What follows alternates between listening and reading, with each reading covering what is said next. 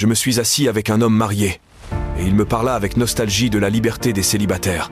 Puis je me suis assis avec un célibataire, et il m'enviait la stabilité des couples mariés.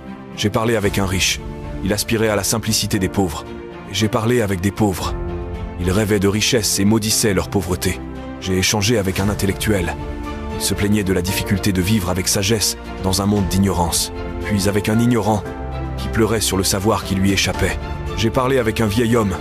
Il regrettait son enfance. Et j'ai parlé avec un enfant qui ne cessait de demander quand il pourrait enfin grandir.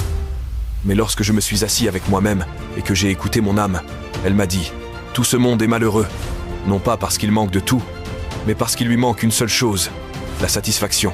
Voilà notre faiblesse humaine. Nous désirons toujours ce que nous n'avons pas, en idéalisant la vie des autres et en oubliant les bénédictions de la nôtre. Morale, le bonheur ne se trouve pas dans ce que l'on attend, ni dans ce que possèdent les autres.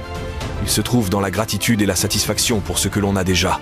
Si tu choisis la gratitude plutôt que l'envie, écris en commentaire « Je suis reconnaissant ». Partage cette histoire pour rappeler que la vraie richesse est dans le contentement du cœur.